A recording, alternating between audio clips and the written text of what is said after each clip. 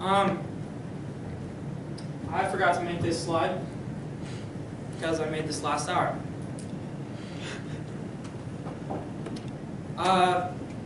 Why you should stop procrastinating.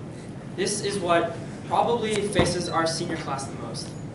So about 1 in 5 people procrastinate. That's like normal people. But then if you look at high schoolers, 88% of high schoolers procrastinate. That's almost 5 times as much. After weeks and weeks of research on this topic and years of procrastination, I think I'm safe to say that I know what I'm talking about. Although Edward Young once said, procrastination is the thief of time, I will not waste any more time on telling you the effects of procrastination. So procrastination has, so how do normal people compare to procrastinators? Well, early on procrastinators seem like that it is the way to go. A study was done by Diane Tice and Roy Baumeister at a college, and they said that procrastinators at the beginning of college in the semester, they had a great time, they were low on stress, their grades were fine. But as the year went on, procrastinators flipped sides with the people that don't procrastinate. They started stressing out and having anxiety, and their grades suffered a lot. Some other effects are there's drop in assignment/test grades. I forgot to put tests. In the Journal of Social Behavior and Personality by Sheila Brownlow and Renee Reinsinger, we see that procrastinators lead to a drop in not only assignments but test scores as well. They also have higher stress and poorer mental health. Studies have been done to see that people that procrastinate often struggle with poorer mental health and higher stress. Rebecca Stead and Matthew Sharnon and Richard Neufeld wrote in their article, I'll Go to Therapy Eventually, published in August of 2010, noted that people with higher levels of procrastination and stress correlated with poorer mental health. So if you procrastinate, you will also have to go to therapy, and it'll waste you a lot of money. That's on the pyramid. Also, if you procrastinate, you will have anxiety. Now I'm going to dig into why we procrastinate. There are 4 main reasons why we procrastinate. Number 1 is the fear of failure, number 2 is perfectionism, number 3 is low energy, and number 4 is lack of focus. The most common one is the fear of failure. The logic behind this is that if you don't finish your assignment, you can't fail it, because if you don't put any effort towards it, you're not really failing. You're only failing because you didn't do it.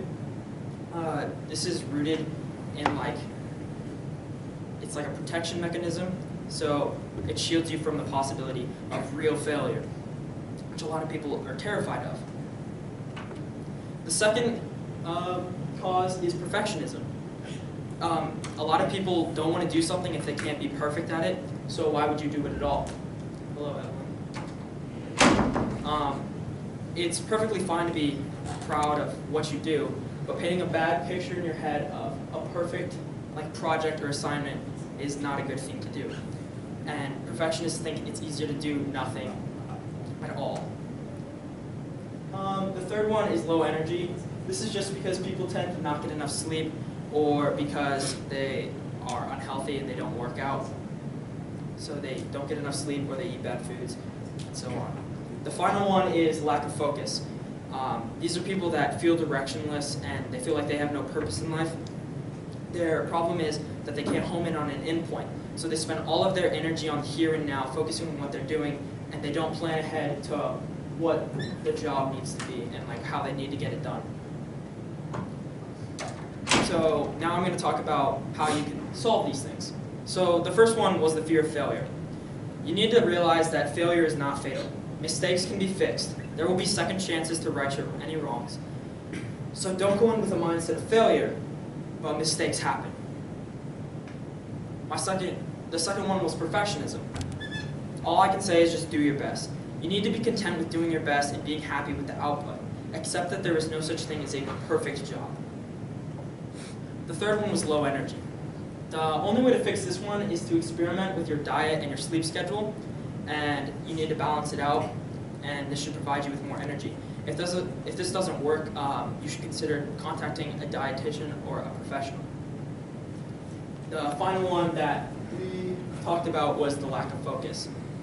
This might be the hardest one to fix if you already don't focus, but there are ways to fix it. All you have to do is set yourself some goals. They need to be like slightly out of reach, but you need to be able to grab them. They need to be goals that are attainable, yet they challenge you. It's important to set yourself goals because that you can achieve while still challenging you. I already said that.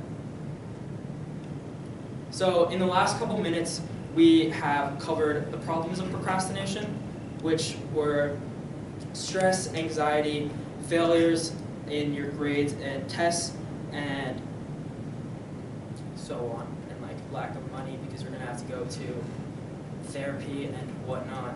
Also, we covered the 4 main causes of procrastination, which were the fear of failure, perfectionism, lack of focus, and low energy. And then we discussed the solutions, which were for fear of failure, don't be afraid. Perfectionism, don't worry about being perfect. Low energy, work out. And the last one. So I challenge you with this. Don't let yourself succumb to procrastination. Buck up and get your work done. Don't wait until the last second to do things, because there's always a better option. And I forgot to add a final slide. Thank you.